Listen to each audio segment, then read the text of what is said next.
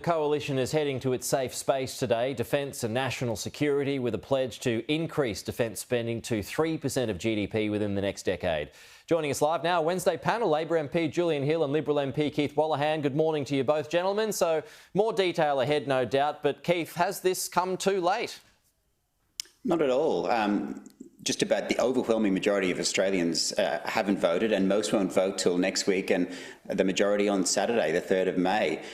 This is a really important announcement, and I don't have an advanced briefing to give you here this morning. I'll watch it with interest, but I've read the stories, and I think it's important that this is happening today, because we hear Labor and this government talk about us being in the most dangerous strategic circumstances since World War II, but their spending and action doesn't match that.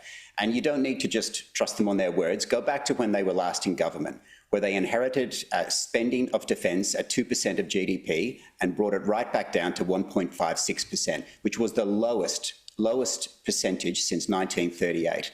So defence is a big institution. It moves slowly. So let's look to when they last had authority for defence and what they did, and that is the concern about where this Labor government will take defence. Well, I mean, I just spoke to Richard Marles about that, who argued against that point, saying this is actually the biggest spend post-war. But Julian, I'll send it over to you now. And Minister Marles also said that flashy press releases aren't a way to campaign. What's your biggest concern with what you've been able to see so far?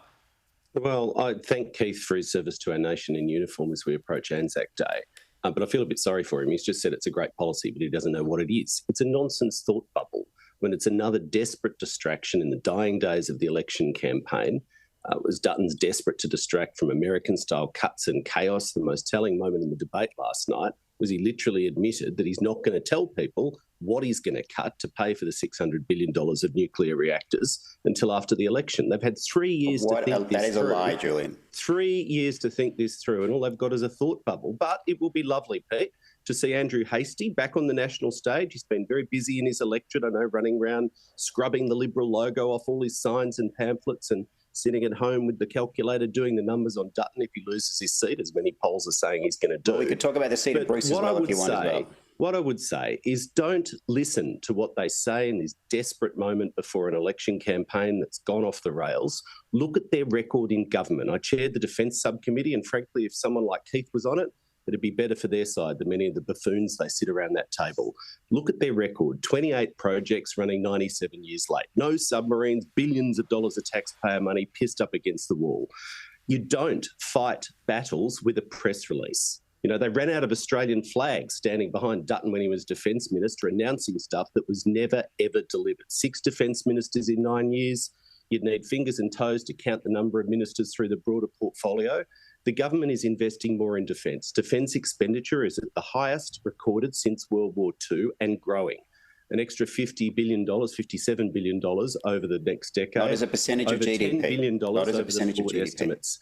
Doubling the size of the Navy's surface fleet. Long-range strike capabilities sooner, and actually ordering submarines as opposed to 9 years of just talking about it. Can I just get to nuclear, because Julian raised that point, Keith, and it also came up in the debate last night. Labor has been hammering that $600 billion figure for a while now, but that's at the high end. The low end of that forecast is $116 billion. So why haven't you argued that point more aggressively? Well, just one more point on defence before we move to nuclear. One of the most glaring omissions that Julian left out is that we have a full-time defence force of 60,000, but it is short by 5,000 people. That is 1 in 12 people are missing. So how can you credibly say that you are spending enough and managing defence when you have 1 in 12 people missing? It is not good enough. We do not have a defence force that is fit for purpose right now, and that's what today is about. To the nuclear figure, this is one of many scare campaigns that this Labor government is running. On Mediscare, on wages, suddenly Peter Dutton is setting wages as opposed to the Fair Work Commission.